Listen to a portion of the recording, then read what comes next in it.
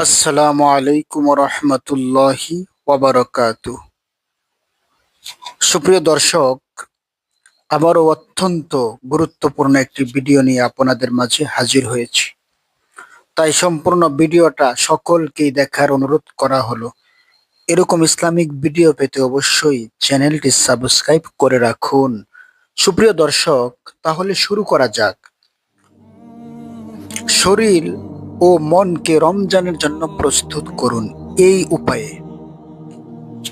রমজান মাস শুধু পানাহার থেকে বিরত থাকার নাম নয়, বরং এটি তাকওয়া অর্জনের মাস। এই মাস আল্লাহর সঙ্গে বান্দার সম্পর্ক তৈরির মাস। প্রতি বছরই রমজান আসে এবং নির্ধারিত সময়ে চলে যায়।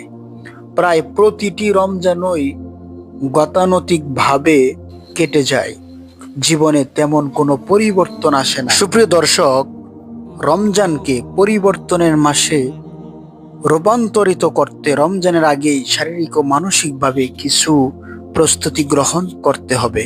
রমজানের প্রস্তুতি গ্রহণের 9টি উপায়।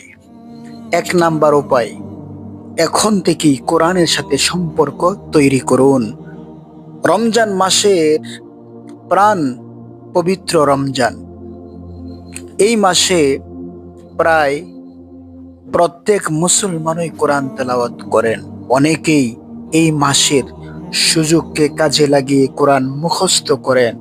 তবে রমজান শুরু হওয়ার অপেক্ষা না করে আজ থেকেই পবিত্র কোরআনের সঙ্গে সম্পর্ক তৈরি করুন।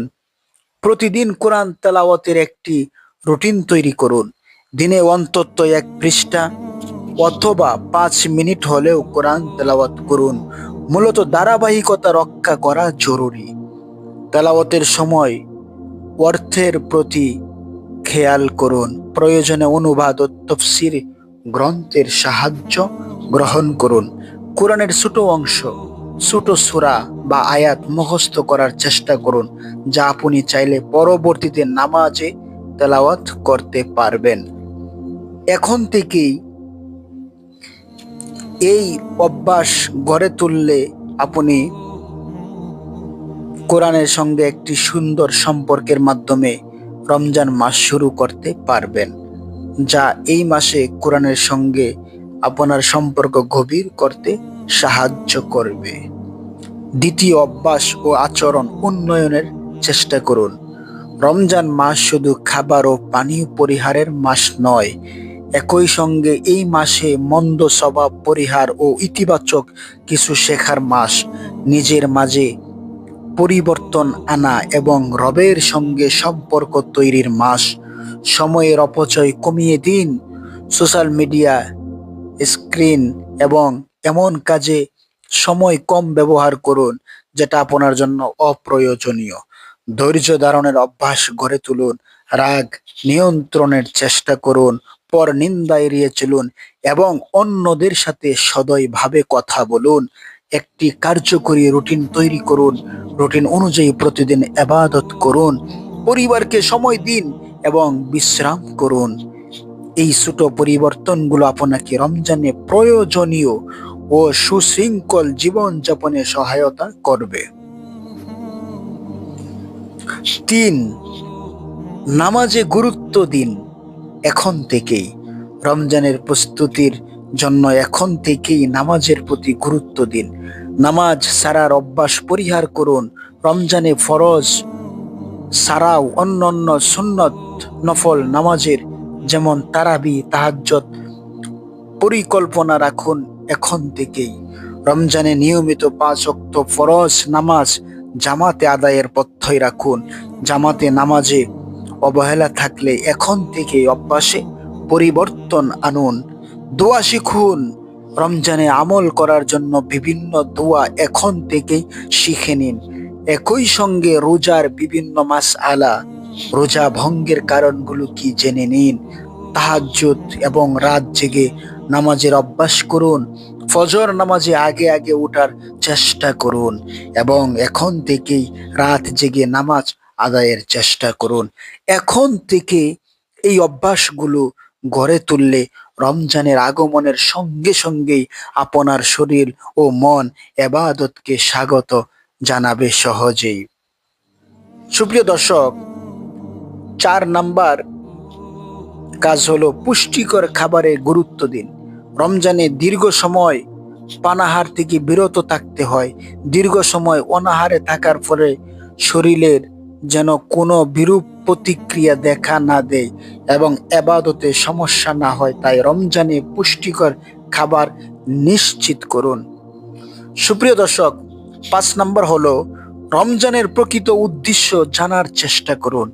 রমজানের রোজার বিধান আল্লাহ তাআলা কেন দিয়েছেন এবং এর মাধ্যমে মুমিনদের কি শিক্ষা দেওয়া হয়েছে তা বোঝার এবং জানার চেষ্টা করতে হবে, তাহলে তা ইবাদতের মাহাত্ম্য বুঝতে সাহায্য করবে।